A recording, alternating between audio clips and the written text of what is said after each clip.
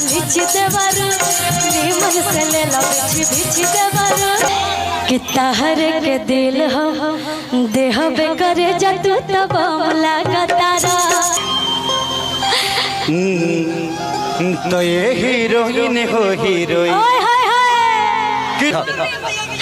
ये दीदी बोल रही है भैया के लिए, भाभी बोल रही है कि भैया के लिए जा साउथ वाला हीरो से न कम लगा तारा कि तहर के दिल हो देह बेकरे जतू तब लगा तारा।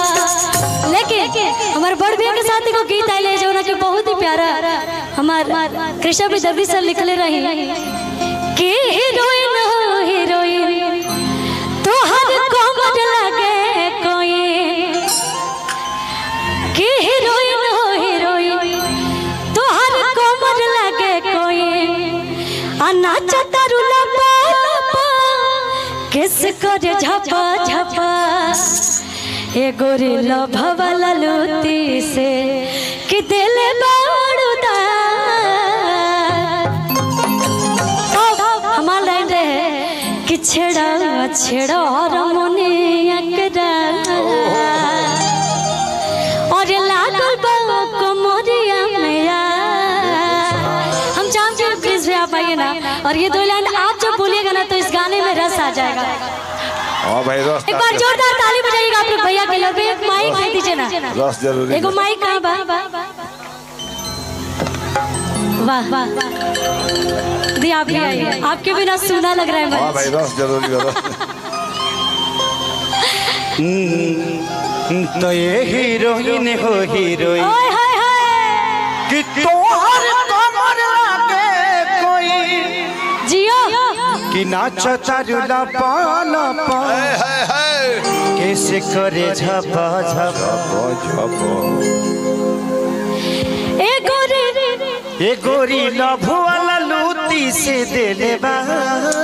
Love you serious. I am छोटे बाबा कि छेड़ा छेड़ा और मोने एकरा छेड़ा छेड़ा और मोने एकरा लागो जवानी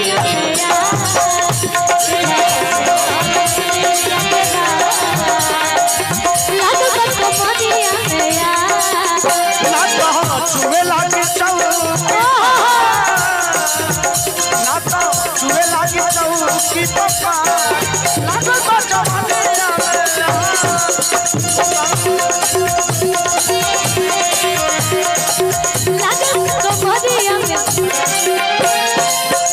और गीत के बड़ी प्यारा राइटर कृष्णा विदर्भी सर जाना के आशीर्वाद प्यार हमेशा बनल रहेला और हम चाहब कि ऐसे ही बनल रहो। और एक गाना भी रोक लीजिएगा, ज्यादा नहीं गाएंगे, थोड़ा थोड़ा। एक गाना हम गाए थे, दीदी का फरमाइश है। आप ऐसे बैठिए मत, इधर आइए। हाँ भाई कि हम यूपी और बिहार वाला हवे, एक बार गा दो। हाँ ये गाना बड़े फेवरेट बा भैया, जब ये गाना हम गाए थे आपके मुंह से वही सुनना चाहते हैं।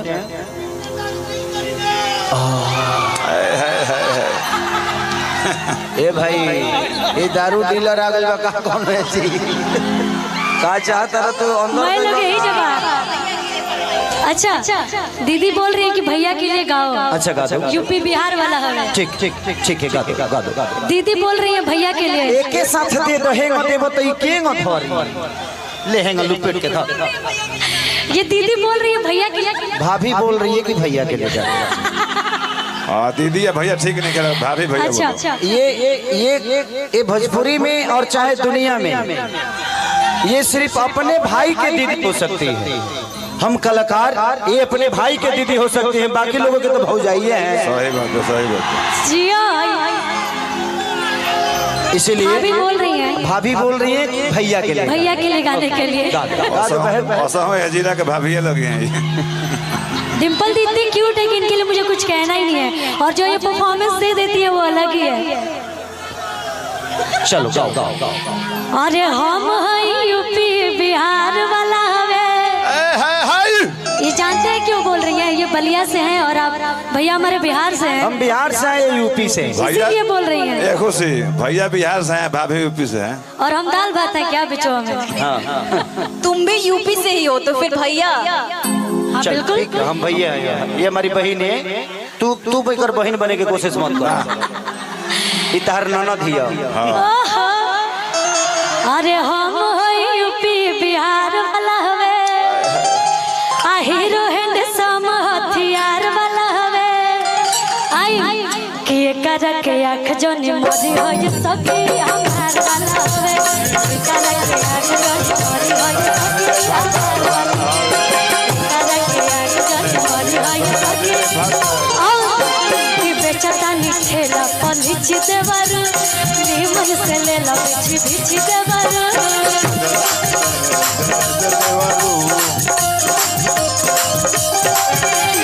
बेचता निठेला पलिच देवर निमन से ले ला बिछ बिछ देवर। आरे लीची ले ला। हम चाहेंगे कि अखिलेश बाबा कहाँ है, आप आएंगे मंच में तो बहुत अच्छा लगेगा। गए इस गीत के प्यारे राइटर कि नहीं लेगा तो सजा को देंगे। टेंगे टेंगे टेंगे टेंगे टेंगे टेंगे टेंगे भौजी लेंगे लेंगे भौजी लेंगे। अब तुम अपना लगाओ, हमको बैठने दो। हाँ हाँ भैया, नहीं एक ही आपके लिए बोलूंगी, आप इतनी प्यारी अदा करते हैं। और आपके गाल पे जो तिल है ना, एक लाइन लास्ट में गाऊंगी, चलने दीजिएगा। ना इनका पीठियों पर तिल बा, देखा पीछे तीन अलग से खुशबावल गई। कि गोरे गोरे गाल बा काले काला तिले हो राम। गोरे गोरे गाल पगली पकाला तिले होला। गोरे गोरे गाल बा काले काला तिले।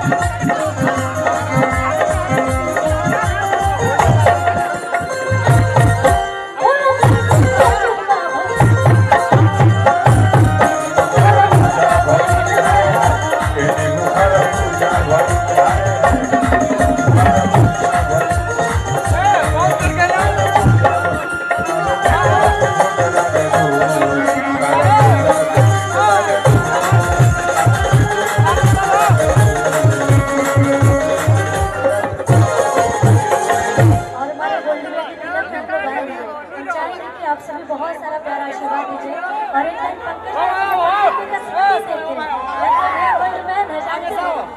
कि पेनी चिकनी में लगा काला चश्मा नहीं